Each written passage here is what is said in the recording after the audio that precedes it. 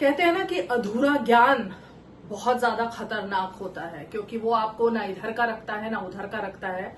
कुछ इसी तरह से देखने में मिल रहा है। ऑपरेशन सिंदूर के बाद से अलग अलग तरीके का ज्ञान, अलग अलग तरीके की बातें करने की कोशिश हो रही है। अब एक बेसिक चीज जो है वो मुझे लगता है कि समझ ही नहीं आ रही है किसी को, कि ये जो लड़ाई थी ना, ये लड़ाई पाकिस्तान से नहीं थी। ये ऑपरेशन सिंदूर पाकिस्तान से नहीं था। ये था आतंकवादियों के खिलाफ, उन आतंकवादियों के खिलाफ जो लगातार भारत के निर्दोष नागरिकों पर हमला करते रहे हैं, भारत की अस्मिता पर ठेस पहुंचाने की कोशिश करते रहे हैं। और क्योंकि ये आतंकवादी पाकिस्तान में बैठते हैं, पाकिस्तान में रहते हैं, पाकिस्तान इनको पनाह देता है, पाकिस्तान में इनके आका बैठते हैं, इसलिए ये युद्ध ऑपरेशन सिंदूर पाकिस्तान के साथ हुआ।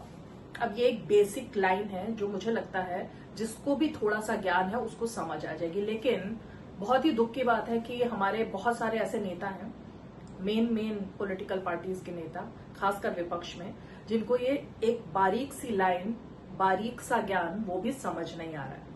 अब नरेंद्र मोदी ने पहले दिन से ये बात साफ कर दी थी, प्रधानमंत्री ने, कि भाई हमारी लड़ाई, पहले दिन भी साफ की और जब उन्होंने राष्ट्र के नाम संदेश दिया तब भी ये बात उन्होंने साफ तौर पर कही कि हमारी लड़ाई किसी देश से नहीं थी बल्कि पाकिस्तान में बैठे हुए आतंकवादियों से थी, उनके आकाओं से थी। और ये जो लड़ाई है, ये जो ऑपरेशन सिंदूर है, ये खत्म नहीं हुआ है बल्कि स्थगित हुआ है। अगली बार फिर ऐसी कोई कारगुजारी होगी, इसी तरह से हमला कंटिन्यू होगा। तो ये न्यू नॉर्मल है ऑपरेशन सिंदूर। लेकिन तब से लेकर अब तक होड़ सी लग गई है, कांग्रेस पार्टी में होड़ लग गई है। सबसे पहले इंदिरा गांधी से शुरुआत की कि इंदिरा गांधी होती तो ऐसा होता, इंदिरा गांधी होती तो वैसा होता। 1971 के युद्ध की याद दिलाई गई। फिर पोल खुलनी शुरू हुई कि तब क्या हुआ था और 2025 का भारत और 1971 के भारत में क्या क्या अंतर आ चुके हैं, उस पर भी जरा बताऊंगी आपको आज। 1971 वाले भारत पर नहीं, लेकिन उस भारत की जरूर चर्चा करूंगी जो अब से कुछ ही सालों पहले वाला भारत था, जब मुंबई में आतंकवादी घुस आए थे, हमला किया था। उस भारत में और इस भारत में क्या फर्क है। लेकिन अब कुछ लोगों को ज्ञान है, कांग्रेस पार्टी में भी इतने साल सत्ता में रहने के बाद बहुत सारे ऐसे नेता हैं जिनको पता है कि क्या बोलना है, क्या नहीं बोलना है, देश की बात करनी है, सेना के बारे में बात करनी है, तो क्या किया जाए। अब शशि थरूर, उन्होंने सीधे बोल दिया, भले ही वो कांग्रेस पार्टी के नेता हैं, लेकिन उन्होंने कहा कि भाई हमारी लड़ाई जिससे थी हमने उनको निपटाया, यानी आतंकवादियों को, और यही हमारा मोटिव था। दूसरी तरफ उन्हीं के सांसद मनीष तिवारी, वो भी यही बात बोले कि भाई ये सब बातें इधर उधर की नहीं करनी चाहिए। भारत ने, सेना ने जो किया वो करके दिखाया, घर में घुसकर मारा। अब इन दोनों के बयानों से कांग्रेस पार्टी ने पल्ला झाड़ लिया। अब कांग्रेस की तो एक पुरानी सी आदत बन गई है, कांग्रेस पार्टी ने अभी तक अजय राय के बयान से पल्ला नहीं झाड़ा।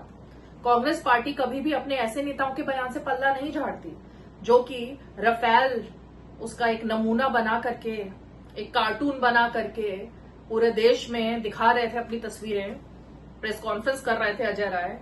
उनके बयान पर चूं तक नहीं की कांग्रेस पार्टी ने।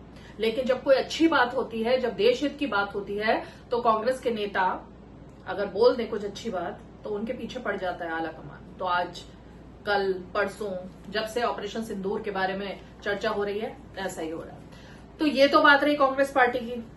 अब लेकिन जरा ये सुन लेते हैं, जिस बात को लेकर इतना बवाल मचाया जा रहा है ना कांग्रेस की तरफ से भी, और संजय राउत भी खड़े हो गए हैं, वो भी कह रहे हैं कि भाई जवाब दो, जवाब दो, जवाब दो। जवाब मांगा जा रहा है किससे?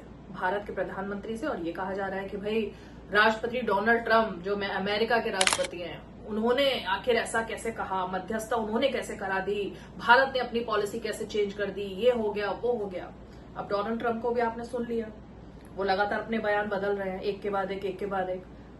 अब ये भी कह चुके हैं वो कि मध्यस्थता नहीं कराई थी, लेकिन हाँ, दोनों के बीच में मैंने शांति की बात जरूर की थी। अब उनका एक अलग मोटिव चल रहा है इस वक्त। आज इस वीडियो में वो मेरा मोटिव जो उनका है उस पर ज्ञान देने की कोई बात नहीं है, उस पर मैं चर्चा नहीं करूंगी। लेकिन अब जब आपको डोनाल्ड ट्रंप के हर बयान पर इतना ज्यादा भरोसा है तो इस पर भी भरोसा कर लीजिए, जब वो कह रहे हैं कि मैंने कोई मध्यस्थता की बात नहीं की।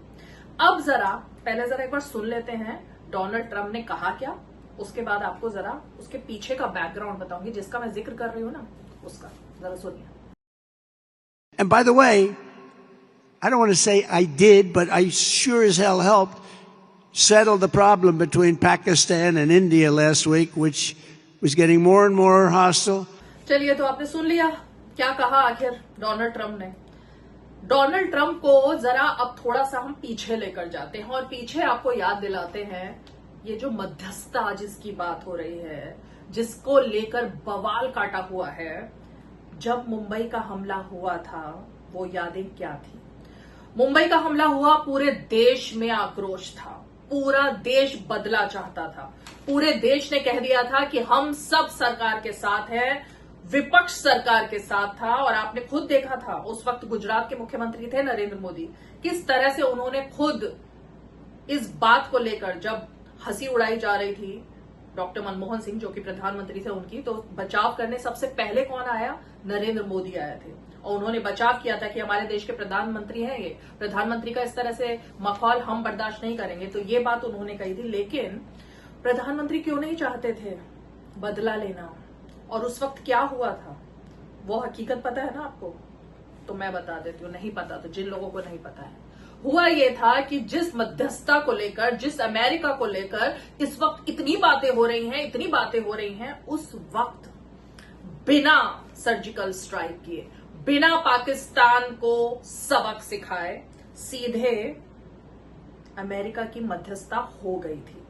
अमेरिका ने सीधे तौर पर कह दिया था। अमेरिका के राष्ट्रपति उस वक्त थे जॉर्ज बुश और उनके बाद बराक ओबामा नवनिर्वाचित राष्ट्रपति बन चुके थे, पद संभालने वाले थे। और उस वक्त विदेश मंत्री थी कोंडोलीजा राइस, वो दिल्ली आ गई थी और यहां आकर उन्होंने साफ कह दिया था कि नहीं, हम अमेरिका नहीं चाहता है कि आप लोग किसी तरह की भी अटैक में पड़े, युद्ध में पड़े, और परमाणु संपन्न देश है पाकिस्तान, आपको ये सब नहीं करना चाहिए। तो ये कौन था अमेरिका उस वक्त? इस पर कोई बात क्यों नहीं कर रहा है? तब अमेरिका की इतनी हैसियत कैसे हो गई थी कि दिल्ली पहुंच करके वो आकर सरकार को धमका रहा था कि भाई नहीं करना है कुछ भी। चलिए, अमेरिका ने जो कहा, डॉक्टर मनमोहन सिंह प्रधानमंत्री, उनका खून क्यों नहीं खौला उस वक्त? उन्होंने क्या कहा? उनके पास सीधे सीधे इंडियन एयरफोर्स की तरफ से, वायुसेना की तरफ से ये कहा गया कि हम चाहते हैं, जो अब हो रहा है ना, वही बात तब कही गई थी कि हम चाहते हैं लश्कर-ए-तैयबा वहां जाकर के उसके अड्डों को खत्म किया जाए, सर्जिकल स्ट्राइक की जाए, जो कि अब न्यू नॉर्मल है। तो सर्जिकल स्ट्राइक की बात उस वक्त की गई थी और ये कहा गया था कि चलिए हम चलकर लश्कर-ए-तैयबा, जमात-उद-दवा, इन दोनों के ऊपर जाकर हमला करते हैं, सबक सिखाकर आते हैं। लेकिन रोक दिया गया, डॉक्टर मनमोहन सिंह ने रोक दिया। और उस वक्त एनएसए, जैसे कि इस वक्त अजीत डोभाल हैं, उस वक्त एनएसए थे एमके नारायणन। उन्होंने भी समझाया डॉक्टर मनमोहन सिंह को कि सेना ये चाहती है, हमें ऐसा करना चाहिए, पब्लिक का गुस्सा बहुत तेज है इस वक्त, पब्लिक हमारे साथ है, देश यही चाहता है, करिए कुछ। लेकिन नहीं, डॉक्टर मनमोहन सिंह ने क्या कहा हमें? अब सुनिए इसको ध्यान से कि उन्होंने क्या कहा। उन्होंने कहा हमें वैश्विक स्तर पर हाई मोरल ग्राउंड ये रखने की जरूरत है।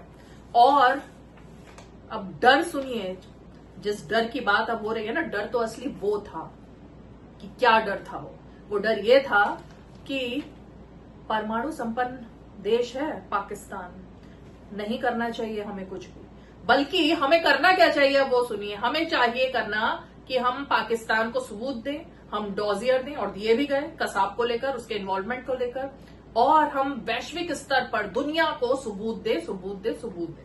तो हमारा पूरा टाइम सबूत देने में खल्लास हो गया। तो क्या था वो? और उसके अलावा एक इतना बड़ा काम उस वक्त सरकार ने किया। इस बार क्या किया गया था, आपने देखा ना कि पाकिस्तान का जो हाई कमीशन है उसको बंद कर दिया गया। लेकिन उस वक्त क्या किया गया? उच्चायुक्त को बुलाया गया और बुला करके उनको डांटा गया कि देखिए भाई, ऐसा नहीं होना चाहिए, सीख जाइए आप, ऐसा हमला दोबारा नहीं होना चाहिए। ये था उस वक्त की सरकार का कदम। ये एक कदम हो गया जिसको लेकर देश में फिर बहुत गुस्सा और बवाल था, और सिर्फ देश में नहीं बल्कि सारा जो हम कहेंगे कि सैन्य सामग्री को लेकर सवाल खड़े हुए, सैनिकों ने इस पर सवाल खड़े किए, रक्षा से जुड़े तमाम लोग जो अधिकारी थे उन्होंने इसको लेकर सवाल खड़े किए कि भाई हमें बदला लेना चाहिए, इसके बाद भी नहीं लेंगे तो कब लेंगे। और वो भी तब जब पाकिस्तान पूरी तरह तैयार हो गया था। उसने पहले ही सोच लिया था कि भारत कुछ करने वाला है, तो उसने बॉर्डर पर सिक्योरिटी बढ़ा दी, अपने सैनिक तैनात कर दिए, वो पूरी तरह से तैनात था। लेकिन हमने कुछ नहीं किया। हम सिर्फ यही सोचते रह गए कि चलिए डॉजियर दे देते हैं, सबूत दे देते हैं, ऐसा कर देते हैं, हाई मॉरल ग्राउंड रख लेते हैं। और उसके बाद दूसरा सवाल खड़ा होता है जो कि है आत्मनिर्भर भारत का। इसकी बात क्यों नहीं कर रही है कांग्रेस पार्टी? क्या मजबूरी है कि बार बार जाकर के, चाहे वो S-400 हो या फिर कि उस वक्त जिसको लेकर सबसे ज्यादा सवाल खड़े हुए थे ना, आज जब आत्मनिर्भर भारत की बात होती है तो कांग्रेस क्यों कुछ नहीं बोल रही है? क्यों कांग्रेस इस गर्व पर दो शब्द नहीं कह रही है कि इस बार राफेल हो या फिर कि तमाम विमान हो, और खासकर जो हमारे बने हुए रक्षा क्षेत्र में भारत जिस तरह से आगे बढ़ा है उसको लेकर क्यों दो शब्द नहीं कहे जा रहे? इसलिए नहीं कहे जा रहे क्योंकि कच्चा चिट्ठा खुलेगा। उस वक्त मुंबई हमले के दौरान हमारे सुरक्षा के जवान, हमारे पुलिस कर्मियों, उनके पास बुलेट प्रूफ जैकेट तक नहीं थी। जो शहीद हुए ना हमारे जवान, उनको बुलेट प्रूफ जैकेट नहीं दी गई। एयरलिफ्ट करने के लिए 12 घंटे देरी इसलिए हुई क्योंकि जवान वहां तक पहुंच नहीं पाए, क्योंकि हमारे पास सुविधाएं नहीं थी, हमारे पास सामग्री नहीं थी, हमारे पास कुछ नहीं था उस वक्त। जांच पर जांच बिठाई गई बाद में, लेकिन तब तक तो शहीद हो चुके थे ना हमारे जवान। उनके पास पिस्टल नहीं थी, उनके पास आतंकवादियों से लड़ने के लिए कोई आधुनिक हथियार नहीं थे। ये सब हमारे देश ने देखा था, सबका खून खौला था। और आज हमारे पास जितनी चीजें हैं उसको लेकर कभी तारीफ क्यों नहीं की जाती है? कभी तो तारीफ करनी चाहिए ना। चलिए, आपको सरकार से दिक्कत हो सकती है, बिल्कुल हो सकती है, विपक्ष के तौर पर होनी भी चाहिए, लेकिन कम से कम सेना का मनोबल तो बढ़ाना चाहिए ना, थोड़ा सा। थोड़ा नहीं, मेरे ख्याल से तो सभी को बढ़ाना चाहिए, बहुत बढ़ाना चाहिए। तो इन जब कमियों की बात होगी तब फिर बगले झांकते हुए दिखेंगे ये तमाम नेता। इसलिए वो जो दुखती रग है ना कि एक उस वक्त के गृह मंत्री थे जो दिन में 4 बार तैयार होने में, कपड़े बदलने में, जिस वक्त आतंकी हमला हुआ तो उनका नाम इसलिए आया सामने कि वो उस वक्त कपड़े बदल रहे थे। एक नेता जो कि पार्टी कर रहे थे उस वक्त। तो ये तमाम कच्चे चिट्ठे हैं। आज ऐसी कोई खबर आती है किसी के पास? नहीं आती है। तो इसलिए विपक्ष के लोगों से सिर्फ इतना ही कहना है कि राजनीति करिए, लेकिन राजनीति करने से पहले जरा अपने गिरेबान में झांकिए और आज के नए भारत के बारे में थोड़ा सा 2 शब्द मीठे बोलने की कोशिश कीजिए। और अगर आप नहीं बोल सकते तो जो लोग बोल रहे हैं उनका मुंह तो मत बंद कीजिए, उनके ऊपर तो कार्रवाई मत कीजिए, उनके साथ तो खड़े होने की थोड़ी सी कोशिश कीजिए। इनको थोड़ा सा ना समझाना चाहिए अपनी पार्टी के नेताओं को भी। अब ओवैसी तो हीरो बनकर निकले हैं, उमर अब्दुल्ला हीरो बनकर निकले हैं, और शायद कांग्रेस पार्टी को यही बात सबसे ज्यादा अखर रही है कि भाई इनको तो हम अपना मानते थे, ये कहां चले गए, ये क्यों देश के हित में बात कर रहे हैं। उमर अब्दुल्ला तो जब से चुनाव जीते हैं तब से ही, और चुनाव से पहले भी वो राहुल गांधी के रवैयों को लेकर के कई तरीके के सवाल खड़े कर चुके थे।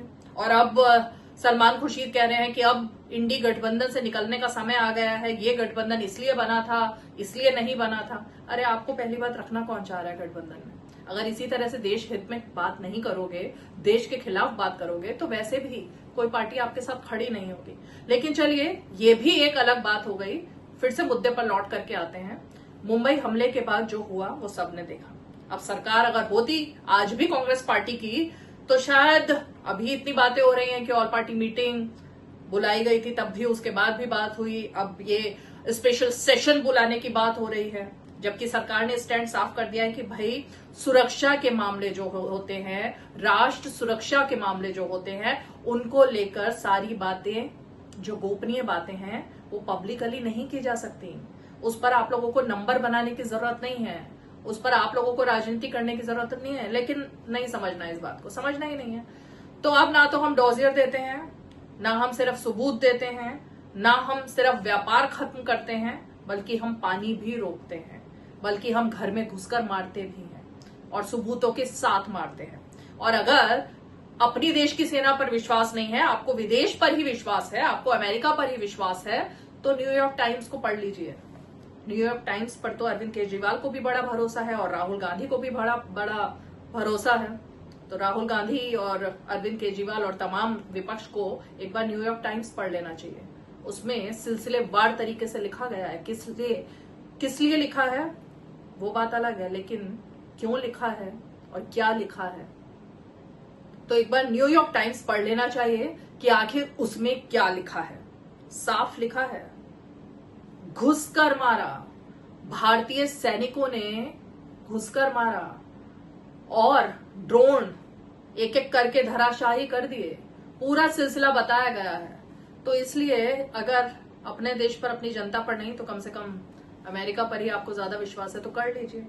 तो अब न्यू नॉर्मल तो यही है, विश्वास करना है नहीं करना है, लेकिन आगे से आने वाले दिनों में आतंकवादियों को ये जरूर भरोसा हो जाना चाहिए और उसके आकाओं को कि भाई ऐसे ही घुसकर भारत मारेगा।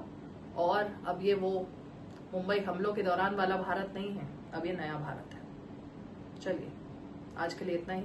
नमस्कार, जय हिंद।